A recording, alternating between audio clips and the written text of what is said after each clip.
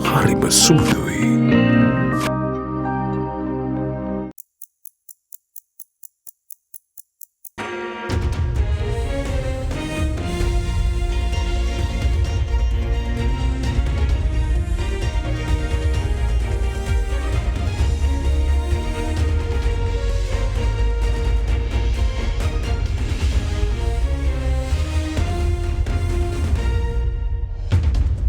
Tonight on First at 9, this Thursday, the 28th of March 2024.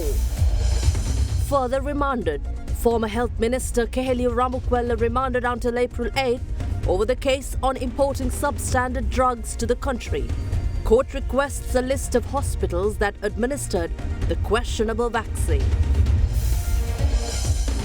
Court calls. Court orders sent to former President Maithripala Sirisena to appear in court for a statement on his recent comments on the Easter Sunday bomb attacks. Consumer prices. Headline inflation drops to 0.9% in March. Statistics Office estimates cost per person for basic needs have, however, increased since January 2024. Expansion plans. Sinopec to begin construction of Hambantota oil refinery in June.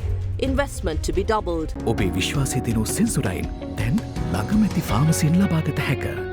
This is Ada Derana First at 9 with Ndivari Amuata and Mahish Jani. Live from Studio 24 in Colombo. A very good evening, everyone. Once again, welcome to First at 9 to get your daily dose of what's happening here at home, abroad, and all over the world, perhaps away from this universe as well. We will update you if it is important.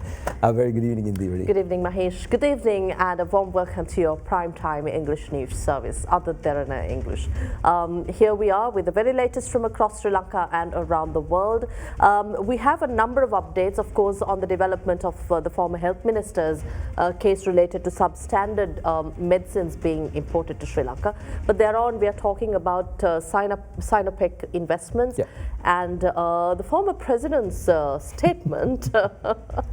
Well, what can statements do? Investigated. But we go on to talk about inflation, some promising figures in terms of consumer prices, but there are estimates that an individual's expenses on the basic necessities continue to rise, and there is a new estimate on that. We will be talking about that later on in the bulletin. Indeed, with regard to international news, Putin seems to be very adamant that the Russian President Vladimir Putin that he continuously says that he will not attack the EU, but anything that happens in Ukraine will be, taken into consideration, and there is a little bit of a development there. Russia's security is in question because of the attacks that occurred, and Putin is in a haste to make sure that, to ensure to his people that Moscow, the capital, is safe. So lots of stories occurring all around the world that we will bring to you, but let's get to today's events here at home. And we begin with the event with regard to the former health minister. Now, Malikakanda Magistrate Lochuni Abevikrama ordered the former Minister of Health, Keheliya Ramukwella, and 8 other suspects to be further remanded until the 8th of April. The 9 suspects are currently in remand custody over their alleged involvement in the procurement of substandard vaccines. Now, the court also ordered passed an order to the Director General of Health Services, Dr. Asela Gunawardena, to submit a list of hospitals that administered the vaccines in question between the 30th of November 2022 and the 4th of January 2023, along with the relevant ward numbers of those hospitals and the names of the individuals who received the jab. Now, the Director General of Health was further ordered to submit reports on the victims who succumbed to allergies induced by the vaccines, their post-mortem reports, and a list of patients who survived after taking the jab before the 30th of May this year. when the legal matter on the procurement of substandard vaccines was taken up at the Maligakanda Magistrates Court, Deputy Solicitor General Lakmini Girihagama, representing the state, submitted the progress of the investigations conducted so far in open court, along with the report containing the summary of evidence. In court, Girihagama claimed that 3 lists in issue, containing 182, 285 and 317 medicines respectively, were submitted to court and that investigations into the first 2 lists have been completed so far. Subsequently, the Deputy Solicitor General revealed that the final list, which contained 317 medicines, contained all but 92 pharmaceutical drugs specified in the first 2 lists. She went on to assert that 87 medicines out of the 92 were already being procured by the State Pharmaceuticals Manufacturing Corporation and private suppliers. While highlighting that there were sufficient stocks of medicine in the country at that time, the Deputy Solicitor General submitted that the act of fabricating a non-existent shortage of medicine was an act of deceit. Further, during the court proceedings, Deputy Solicitor General Lakmini Girihagama requested the court to issue an order to the Director General of Health Services, compelling him to submit a list of hospitals that administered human immunoglobulin and rituximab vaccines between the 30th of November 2022 and the 4th of January 2023, along with the relevant ward numbers of those hospitals and the names of those who received the jab. Further, she also requested that an order be issued to the Director General of Health Services to submit the reports of those who died due to allergies induced by the vaccines, their post-mortem reports, and a list of patients who survived the jab before the 30th of May.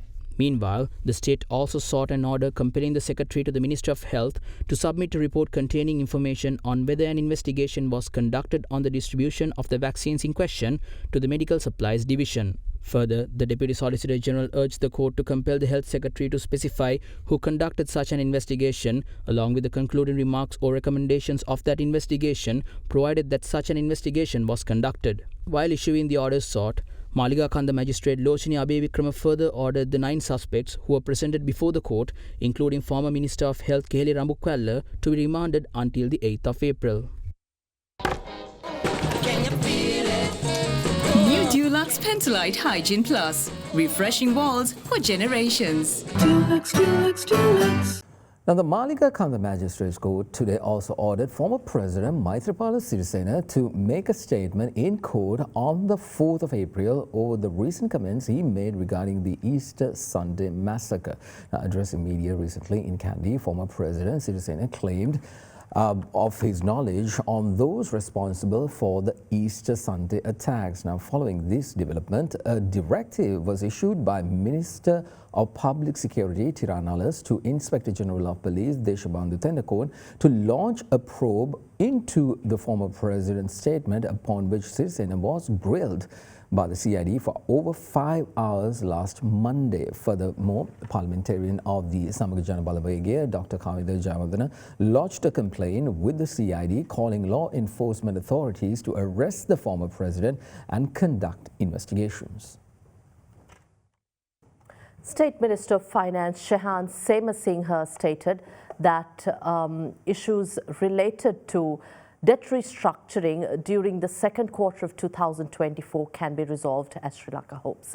Speaking to Bloomberg, he added that it will then open up access to International Monetary Fund financing as external creditors are all engaging positively. On the sidelines of the BOA Forum currently hosted in China, the State Minister revealed that he anticipates a positive outcome of discussions taking place in London with Sri Lanka's bondholders. He went on to say that unlocking access to the third tranche of the extended fund facility remains crucial for Sri Lanka. State Minister Semasinghe, meanwhile, added that Chinese President Xi Jinping pledged to reinforce links between Sri Lankan authorities and the Export-Import Bank of China, as well as the Chinese Development Bank. Shehan Semasinghe also highlighted that Sri Lanka plans to introduce a law to carry forward reforms that have provided or aid in getting the nation through an unprecedented economic crisis and historic debt default back in 2022.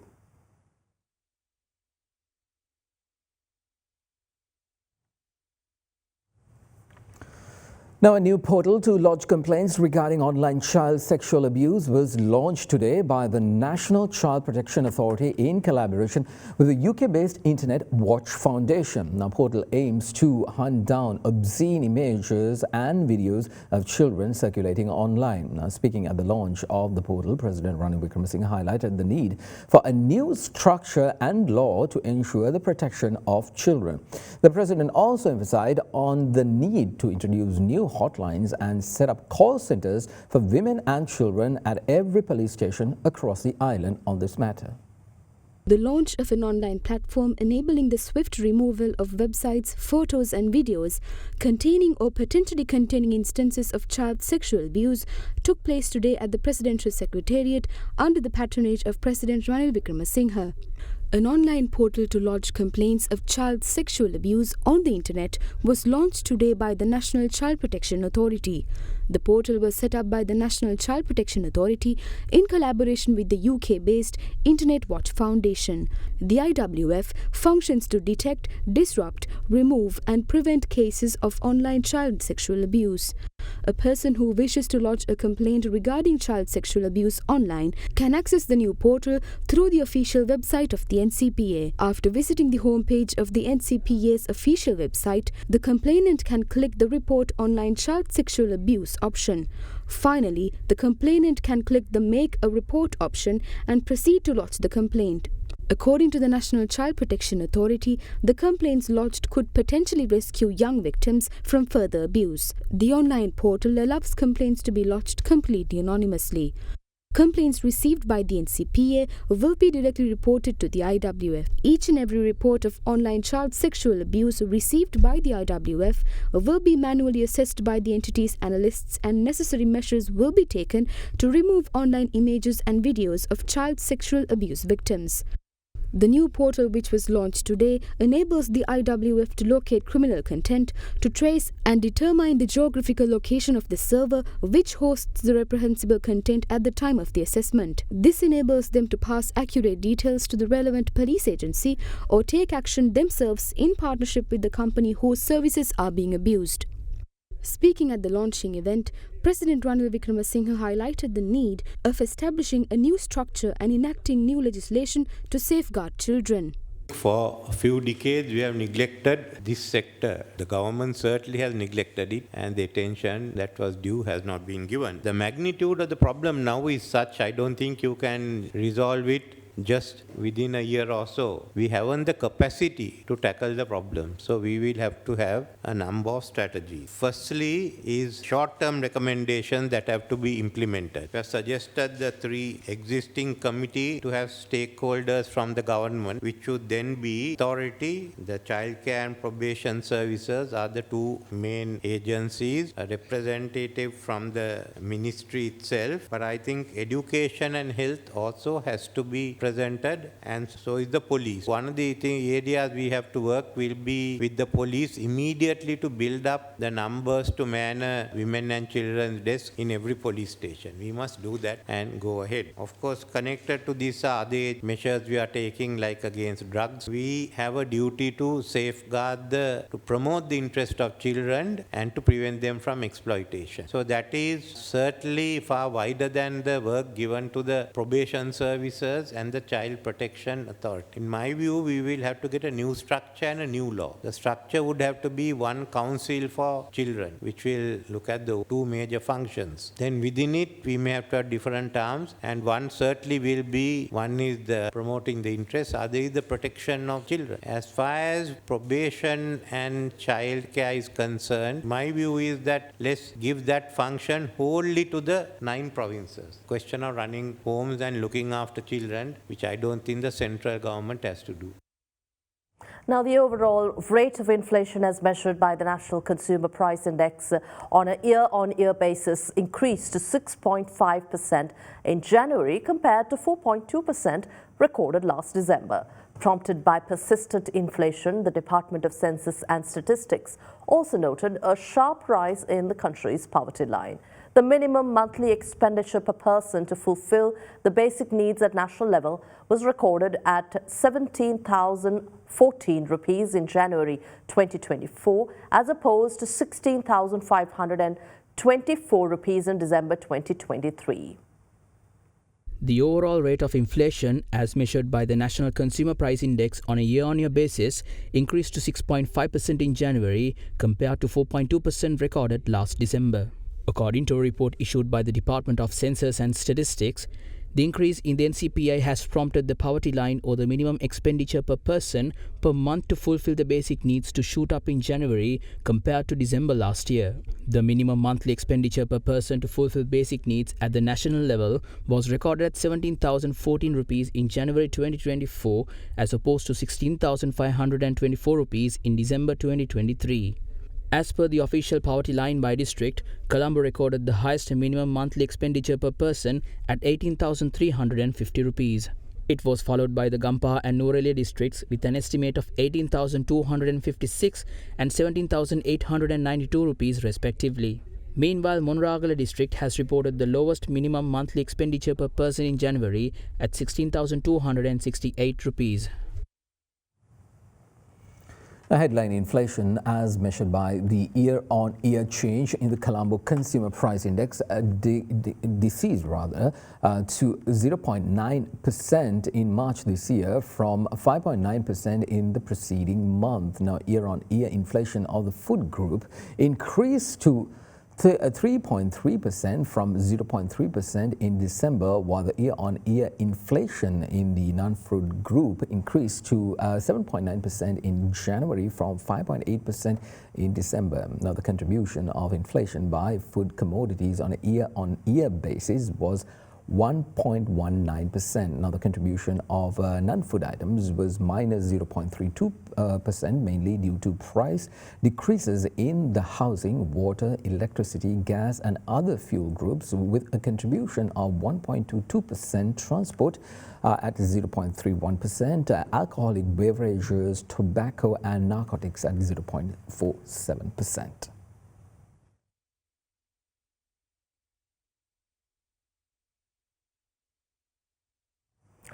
The Commission to investigate allegations of bribery or corruption today instituted legal action against 5 individuals, including former Central Bank Governor Ajit Divad Cabral, over the purchase of Greek Treasury bonds in 2012. The Commission initiated the legal proceedings at the Colombo High Court after concluding its investigations into the complaint filed in this regard by former MP Sujiva Senasinghe. The complaint was filed against the Central Bank of Sri Lanka's purchase of treasury bonds issued by the government of Greece in year 2012 while it was in the midst of a financial crisis. In his complaint, former parliamentarian Sujiva Senasinghe alleged that the purchase was made despite being aware of the Greek financial crisis. According to estimates, the purchase caused a loss of more than 1.84 billion rupees to the Sri Lankan government. Well, South Asia's largest water research institute, built to conduct research on water and provide solutions for water-related issues, was inaugurated at the University of Peradeniya in Kandy. The centre, which is known as the China-Sri Lanka Joint Research and Demonstration Centre for Water Technology, was constructed under a grant of $16 million offered by the Chinese government. Now, this institute is operated in collaboration with the Ministry of Water Supply, the University of Peradeniya and the Chinese Academy of Sciences. The China-Sri Lanka Joint Research and Demonstration Centre for Water Technology, the largest water research institute in South Asia, was recently inaugurated at the University of Peradeniya. The state-of-the-art institute is furnished with advanced technology and machinery to detect harmful substances in drinking water, responsible for numerous ailments such as chronic kidney diseases, which are rapidly spreading in the agricultural zones of the country. This institute, which is a gift from the People's Republic of China, will conduct research on water utilizing cutting-edge technologies and offer amenities for both local and international experts interested in conducting studies on drinking water. Additionally, the JRDC will be providing postgraduate courses to university students and introducing and installing state-of-the-art water treatment machines to ensure access to clean drinking water in challenging regions. මේ සඳහා ජල සම්පාදන අමාත්‍යාංශයත් The project is driven forward by three institutions, namely the Ministry of Water Supply, the University of Peradeniya and China's premier research institute, the Chinese Academy of Sciences. The project was initiated 10 years ago. We are happy that the University of Peradeniya, in collaboration with researchers affiliated to other research institutions, has conducted research on how to provide clean water. Based on the work the institution has embarked upon, we assume that this institute will soon be one of the most influential research institutes in South Asia. දකුණු ආසියානු කලාපයේ ඉතාමත්ම ප්‍රබල මධ්‍යස්ථානයක් වෙනවට සැකයක් නැහැ කියලා. අපි සම්බන්ධන මේ චීන විද්‍යා ඇකඩමිකයන් ලෝකේ තියෙන හොඳම The Chinese Academy of Science is the best research institute in the world. The University of Peradeniya is Sri Lanka's first university. Our main aim is to collaborate with the Ministry of Water Supply to provide technical know-how to solve problems related to water. $16 million, which is equivalent to 4 billion rupees, has been spent on this project. This is a grant extended to Sri Lanka by China. චීන මහජන ආණ්ඩුවගේ වගේ.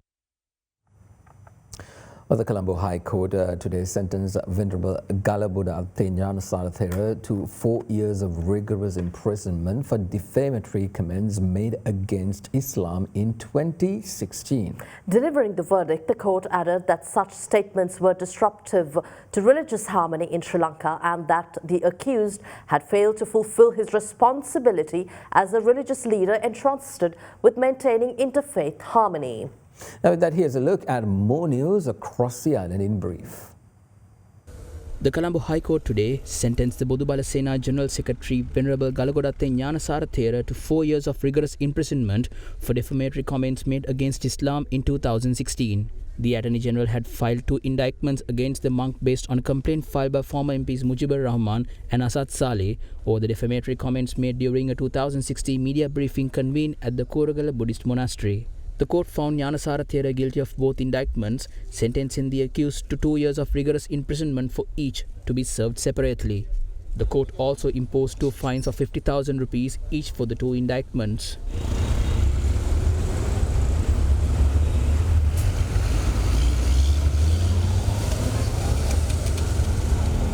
Earlier this evening, a fire broke out at a tire store near the Armour Street in Grand Pass in Colombo. 5 fire engines were dispatched to the location to help contain the flames.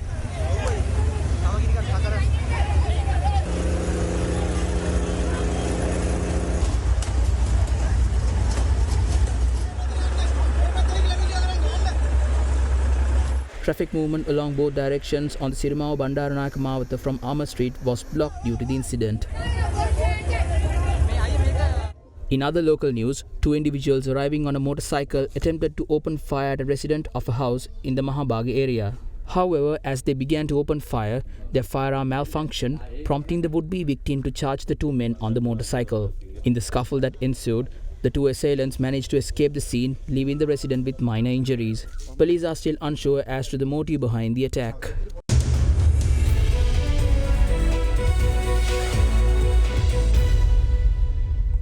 Welcome back. On to business news now. Officials of Sinopec Overseas Investment Holdings Private Limited have stated that they expect to commence the construction of the fuel refinery in Hambantota mid this year after the official agreements are signed.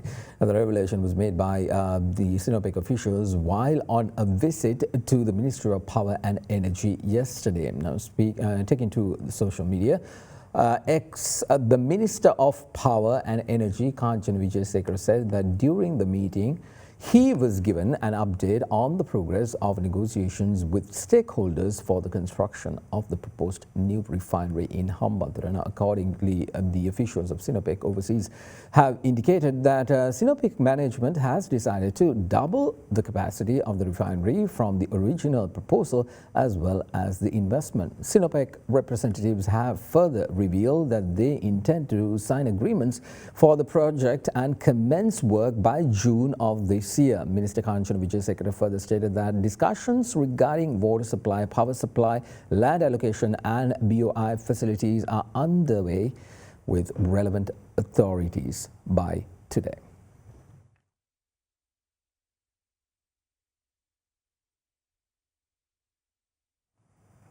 The Colombo Bourse closed in green territory today, aided by gains in Colombo staples and industrial stocks.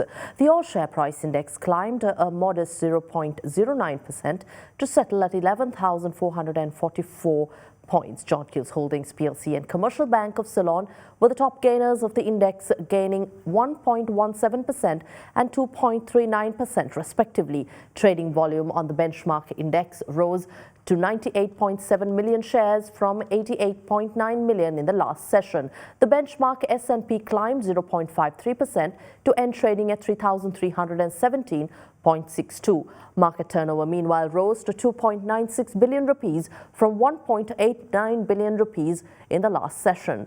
The banking sector was the top contributor to market turnover, while the capital goods sector was the second highest contributor. Foreign investors were net buyers, purchasing stocks worth 267.1 million rupees, while domestic investors were net sellers, offloading 2.78 billion rupees worth of shares.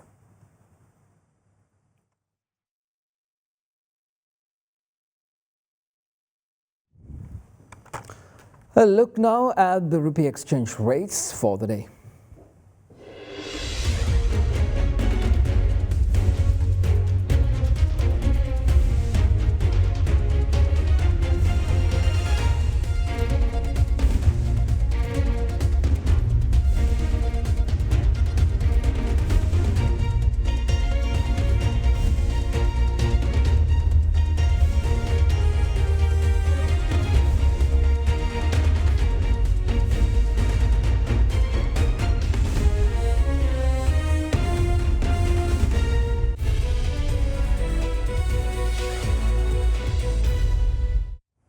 Well, People's Leasing and Finance plc and 8 Pence announced that they had been recognized in their respective gains and victories over the last year. Let's take a look at some corporate news in brief now. People's Leasing and Finance plc received the Gold Award and was crowned as the Financial Institution of the Year for adopting Lanka Sign Digital Signatures 2022-2023 at the Lanka Pay Technovation Awards 2024. The Lanka Pay Technovation Awards is Sri Lanka's premier awarding body for financial technology innovation. In the meantime, 8 Pence emerged overall first runner-up at the Best Corporation and Citizen Sustainability Awards 2023, organised by the Ceylon Chamber of Commerce. 8 Pence was also the winner in the Diversified Holdings category, while claiming the topmost spot for the Best Presented application. 8 Pence is also the only company recognised for the 18th consecutive year among the top 10 corporate citizens. This is the 9th occasion that 8 Pence has been ranked among the top 3. In other corporate news, Haley's group subsidiary Thalawakale Tea Estates won the coveted Best Corporate Citizen Award for 2023, the inaugural win for a plantation company in the awards program's 20-year history. Both Haley's plantations companies were named among the top 10 Best Corporate Citizens for 2023. Thalawakale Tea Estates plc was additionally honoured with the Best Corporate Sustainability Award in Category B, while Kalani Plantations plc was recognised as the second runner-up.